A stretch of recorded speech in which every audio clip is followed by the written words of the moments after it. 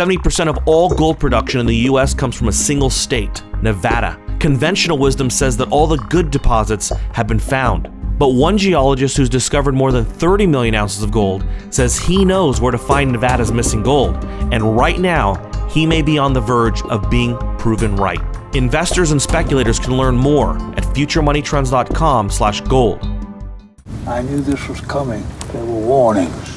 The media is not even focusing on the debt ceiling and budget debate, even though the U.S. is at risk of defaulting on many of its legal obligations, though some would argue this has already happened in the past. This is probably just the reason mainstream media isn't talking about it. A visit to CNN.com will show they seem to love focusing on violence. $14 billion in Social Security payments are due November 10th and $30.4 billion in interest on Treasury securities due on November 16th. The U.S. situation is now sounding a lot like Greece, as many alternative economists predicted. Social Security recipients will not see an increase in benefits next year for the third time since 2010, and these are the only 3 times there has been no cost of living increase for the past 40 years. Republicans are still calling for spending cuts to be tied with a debt ceiling increase, even though the president has vowed not to negotiate on debt ceiling raises. Speaker John Boehner is looking to move a bill to lift the debt ceiling before he leaves Congress, a tactic aimed at helping the next Republican leader. A current deal that could be voted on as early as today would raise the limit to $19.6 trillion, enough to last until March 2017, well after Obama has left the Oval Office. Zero Hedge believes the debt ceiling will be raised before the end of this month. Whatever deal can be struck, there's less than 2 weeks to get it done. Thankfully, or not, the Treasury has ruled out the minting of a $1 trillion platinum coin to avoid a true solution to the debt crisis, as Business Insider reports. Remember that since March 16th this year, the Treasury has been cruising along on emergency cash, keeping official debt at $18.1 trillion, even though it has really grown by about $500 billion since then. Knowing Congress these days for the circus that it is, pressure to raise the debt ceiling is complicated by the search for the next House Speaker. If Paul Ryan makes Speaker of the House, do you think anything will change? Hopes are apparently low for a resolution, as the U.S. Treasury even canceled its sale of 2-year bonds that was scheduled for next Tuesday. Rates on 1-month Treasury bills due in November spiked to levels not seen since 2013.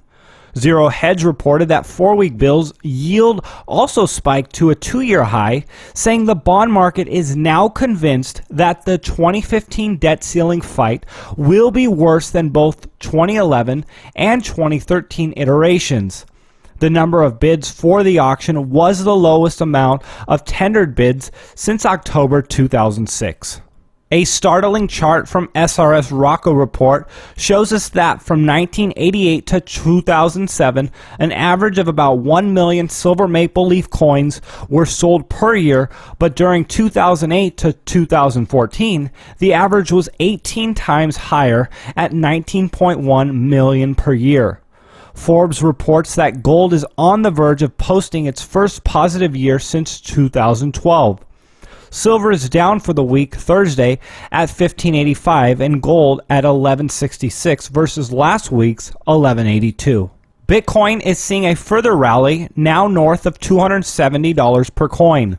Cointelegraph states that the Chinese government has just unofficially authorized Bitcoin.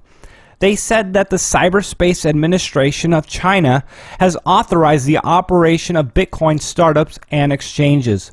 Here in the U.S., our own CFTC on September 17th last month asserted for the first time that Bitcoin is a commodity. While this unofficial announcement from the Chinese government seems to have boosted the Bitcoin price by around 15%, it is important to realize that the largest Bitcoin exchanges, businesses, and mining pools are based in China, and in a few months, this could be the main factor driving up the Bitcoin price.